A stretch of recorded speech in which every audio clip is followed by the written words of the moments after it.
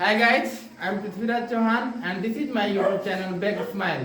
Today I will teach you amoebiasis. तो आज का वीडियो हमारा amoebiasis पर होगा जो कि क्लास 12 का टॉपिक है। तो amoebiasis के बारे में आज हम शुरू करने जा रहे हैं। तो amoebiasis है क्या? तो यहाँ पे एक परजीवी का नाम आता है सबसे पहले, इसका नाम है एंटमीबा हिस्टोलिटिका। क्या नाम है?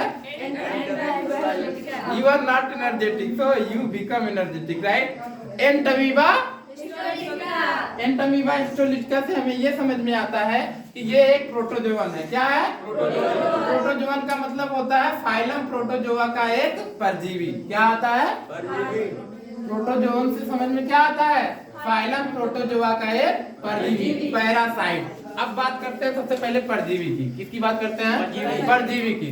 तो परजीवी वो होता है जो किसी के ऊपर डिपेंड रहता है। तो क्या आप डिपेंड रहते हो? रहते नहीं हो? बोलोगे गधों, बोली नहीं निकल रही है तुम लोग की।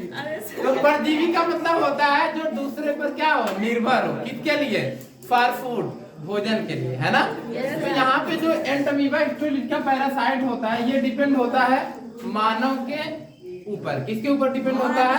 मानव के ऊपर। जैसे सभी मानव के आंत होते हैं ना, आंत का मतलब होता है इंटेस्टाइन। तो इंटेस्टाइन में ये रहता है। कहाँ रहता है? इंटेस्टाइन। अब एंटमीबा हिस्टोलिटिका मानव की आंत में होने की वजह से वहां का परजीवी कहलाता है। क्या कहलाता है? परजीवी। तो ये प्रोटोजोवन संक्रमण करता है। क्या करता है? संक्रमण। जब ये संक्रमण करता है तो जो रोग उत्पन्न होता है मानव में उसको कहते हैं अमीबायसिस। क्या कहते हैं? अमीबायसिस या अमीबिएपेजिस कहा जाता है। क्या कहा जाता है? अमीबिएपेजिस। अगर इंग्लिश में कहें तो अमीबॉइड डिसेंट्री कहते हैं। तो इस प्रोटोजोवन से होता क्या है? यह रोग मनुष्य की आंत में पाया जाता है। मैंने पहले ही मेंशन कर दिया इस बात को। दूसरा चीज मैंने कहा, इसकी जो खोज है उसको किसने किया था? 1859 में लैम्बल ने किया था। किसने किया था? लैम्बल ने। मतलब एंटमीबा हिस्टोलिटिका की खोज सबसे पहले लैम्बल जी ने 1859 में ही कर दिया था। बाद में आखिर रोग होता कैसे है इस बात की जानकारी लॉस ने लगाया है। किसने लगाया? लॉस ने। तो लॉस ने इसकी रोगजनकता का पता लगाया। मतलब आखिर एंटमीबा हिस्टोलिटिका यदि आंत का पैरासाइट है या आंत का परजीवी है तो इससे क्या रोग होता है, इस बात की जानकारी किसने हमें दी? लॉस ने दिया। किसने दिया? लॉस ने। और इस रोग का पता तो लॉस ने लगाया, लेकिन खोज इस पैरासाइट का खोज किसने किया था? लैम्बल ने 1859 में, 1859। यदि हम इसके लक्षणों की बात करें, किसकी बात करें? सिम्पटम्स की। मतलब जब ये रोग हमारे शरीर के अंदर हो जाता है तो उसमें कुछ सिम्पटम्स आते हैं। क्या आते हैं? सिम्पटम्स। सिम्पटम्स का मतलब होता है लक्षण। तो यहाँ पे सबसे पहले होता है दस्त। क्या होता है? दस्त। दस्त के साथ रक्त निकलता है। क्या निकलता है? रक्त। क्यों रक्त निकलता है इसके बारे में हम आगे चर्चा करेंगे। अब ये फैलता कैसे है? जैसे हर मनुष्य भोजन खाता है। क्या खाता है? भोजन। तो भोजन खाने के द्वारा ये परजीवी शरीर के अंदर पहुंच जाता है। कहाँ पहुंच जाता है? ये परजीवी शरीर। अब भोजन पर ये कैसे आता है? मान लीजिए किसी व्यक्ति का मल है। क्या है? किसी भी व्यक्ति का मल है तो उसपे मक्खियां गई। कौन गई? मक्खियां। अब मक्खियों के जाने से क्या होता है? इस पे एंटमीबा हिस्टोलिटिका पैरासाइट चिपक गया, है ना? तो मक्खियां बैठी भोजन पर। कहाँ बैठी? भोजन पर। अब वो मक्खियां क्या करी? कैरी करके भोजन तक लेके आई। मतलब मक्खियां यहाँ पर एंटमीबा हिस्टोलिटिका की क्या हो गई? वाहक।